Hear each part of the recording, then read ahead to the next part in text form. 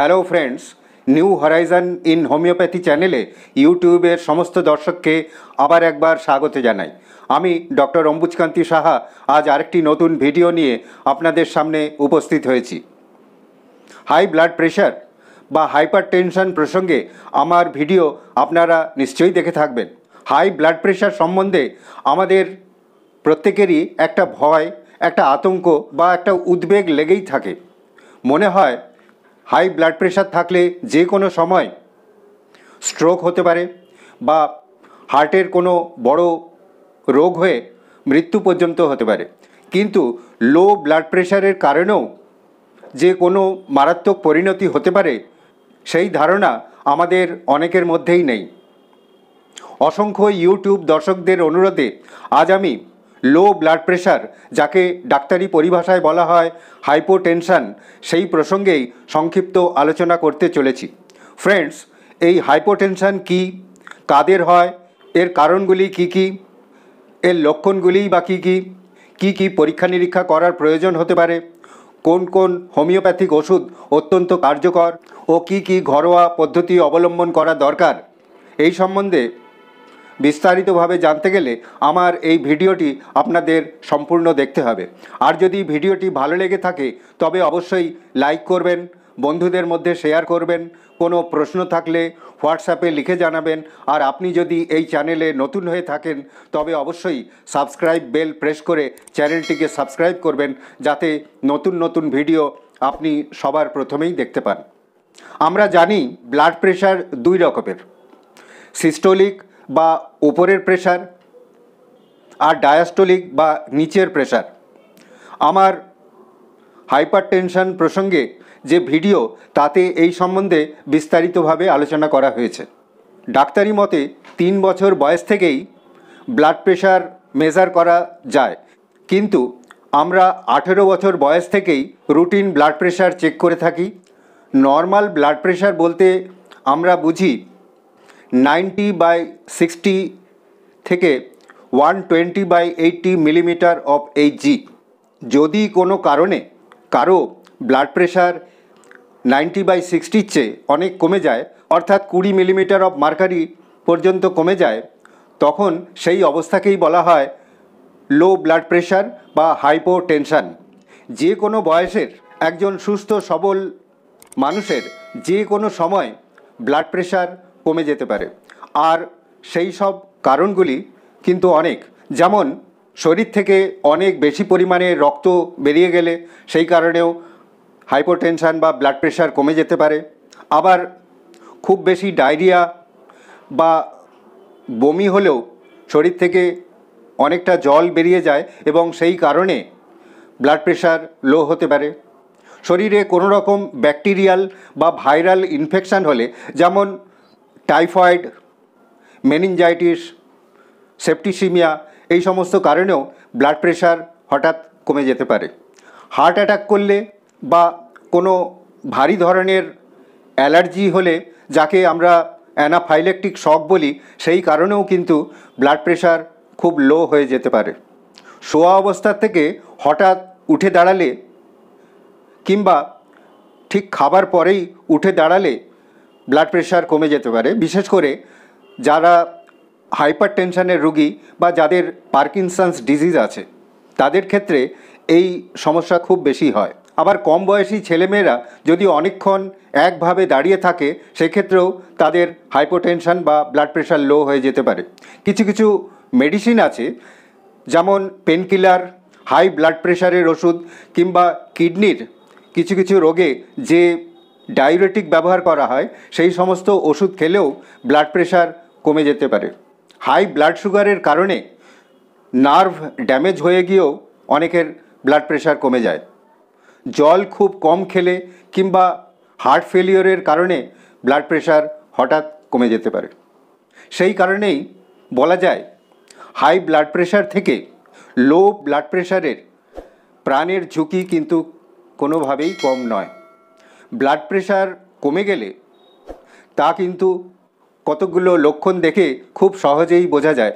যেমন চোখের দৃষ্টি হঠাৎ ঝাপসা হয়ে যেতে পারে, মাথা ঝিমঝিম করতে পারে, হঠাৎ মাথা ঘুরে পড়ে যেতে পারে, কারো কারো বমি বমি ভাব থাকে, আবার বমিও হয়, সব সময় একটা ঝিমুনি ভাব থাকে, আর শরীর খুব দুর্বল হয়ে পড়ে।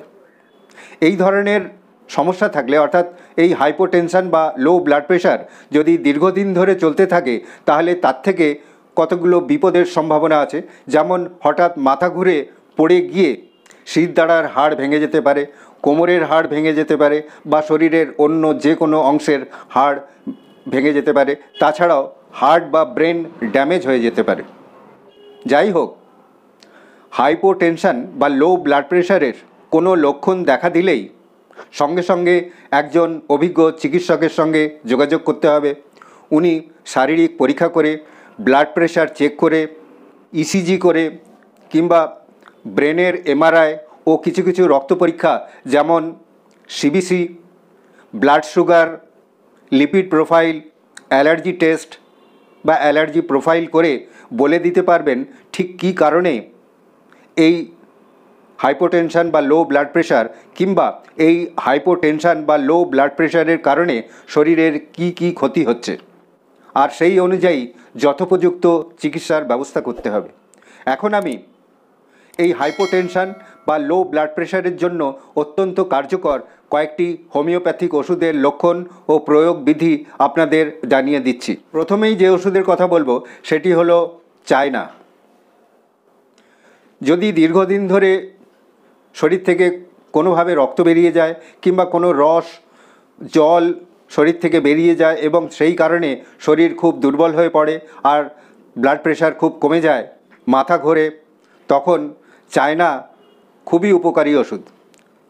এক্ষেত্রে চায়না 30 2-3 ফোঁটা প্রতি মাত্রায় সামান্য জলের সঙ্গে মিশিয়ে সারাদিনে 3 বা 4 বার খেতে হবে। তাতেই ধীরে ধীরে এই হাইপোটেনশন বা লো ব্লাড প্রেশার আবার স্বাভাবিক অবস্থায় ফিরে আসবে।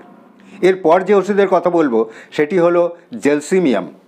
যে কোনো বয়সের মানুষ যদি খুব দুর্বলতার কারণে এবং লো ব্লাড প্রেশার হয়ে যাওয়ার কারণে সবসময় একটা ঝিমুনি ভাব আসে, সবসময় ঘুম ঘুম ভাব থাকে, কোনো কাজ করার ইচ্ছেও থাকে না, জল পিপাসা খুব কম থাকে, এই সমস্ত ক্ষেত্রে জেলসিমিয়াম 30 প্রতি মাত্রায় 2-3 ফোঁটা সামান্য জলের সঙ্গে মিশিয়ে সারাদিনে 2 বা 3 বার নিয়মিত খেতে হবে। তাতেই এই সমস্ত কষ্ট কমে যাবে, ব্লাড প্রেশার আবার নর্মাল হয়ে যাবে। এরপর যে ওষুধের কথা বলবো সেটি হলো গ্লোনাইন। যদি দীর্ঘ সময় ধরে রৌদ্রে কাজ করে কিংবা আগুনের সামনে কাজ করার ফলে খুব শরীর দুর্বল হয়ে যায়, ব্লাড প্রেশার হঠাৎ কমে যায়, চোখের চারপাশে কালি পড়ে যায়, তাহলে সেক্ষেত্রে গ্লোনাইন খুবই উপকারী। এক্ষেত্রে গ্লোনাইন 30 প্রতি মাত্রায় 2-3 ফোঁটা সামান্য জলের সঙ্গে মিশিয়ে সারাদিনে 2 বা 3 বার নিয়মিত খেতে হবে। তাতেই এই সমস্ত কষ্ট দূর হয়ে যাবে। এরপর যে ওষুধের কথা বলবো সেটি হলো ভিসকাম অ্যালবাম। যে কোনো কারণে যে কোনো বয়সের মানুষেরই যদি হঠাৎ ব্লাড প্রেশার কমে যায়, শরীর খুব দুর্বল হয়ে যায়, কোনো কাজ করার ক্ষমতা থাকে না, তখন সেই অবস্থায় ভিসকাম অ্যালবাম খুবই উপযোগী। এক্ষেত্রে ভিসকাম অ্যালবাম 30 প্রতি মাত্রায় 2 বা 3 ফোঁটা সামান্য জলের সঙ্গে মিশিয়ে সারাদিনে 2 বা 3 বার নিয়মিত খেতে হবে। তাতেই এই ব্লাড প্রেশার কমে যাওয়ার সমস্যা ধীরে ধীরে দূর হয়ে যাবে। এই যে সমস্ত ওষুধগুলো বললাম তার মধ্যে থেকে যে কোনো একটা সিলেক্ট করতে হবে এবং সেই ওষুধটাই খেতে হবে। সবচেয়ে ভালো হয় যদি একজন হোমিওপ্যাথিক চিকিৎসকের পরামর্শ মতো তার নির্দেশ অনুযায়ী ওষুধ খাওয়া হয়। এই সমস্ত ওষুধ খাওয়ার সঙ্গে সঙ্গে কতগুলো ঘরোয়া পদ্ধতি অবলম্বন করা দরকার। যেমন হঠাৎ শরীর দুর্বল লাগলে কিংবা যে সমস্ত লক্ষণ বলা হয়েছে সেই লক্ষণগুলো দেখা দিলে ব্লাড প্রেশার দেখা দরকার। যদি ব্লাড প্রেশার লো হয়ে যায় তখন একটু বেশি পরিমাণে জল খেতে হবে। খুব ভালো হয় যদি জলের মধ্যে একটু চিনি আর একটু নুন মিশিয়ে একটা ওআরএস তৈরি করা হয় এবং সেটাই বারে বারে খাওয়া হয়, তাহলে ব্লাড প্রেশার খুব দ্রুত উঠে যায় এবং স্বাভাবিক অবস্থায় ফিরে আসে। যদি দেখা যায় ব্লাড প্রেশার খুবই লো, অর্থাৎ আমি যেমন বললাম 90/60 থেকে অনেক কম, তাহলে স্যালাইন দেওয়ার প্রয়োজন হতে পারে। এছাড়াও পুষ্টিকর খাবার খেতে হবে, প্রোটিনযুক্ত ও ভিটামিনযুক্ত খাবার খেতে হবে। মাছ, মাংস, ডিম, দুধ, ফল এইসব খেলে প্রেশার লো থাকলেও তা ধীরে ধীরে স্বাভাবিক অবস্থায় ফিরে আসবে। আশা করি আমার এই ভিডিও সামান্য হলেও আপনাদের উপকারে আসবে। আবার আরেকটি নতুন ভিডিও নিয়ে আপনাদের সামনে উপস্থিত হব এই আশা নিয়েই আজকের মতো এখানেই শেষ করছি। ধন্যবাদ, নমস্কার।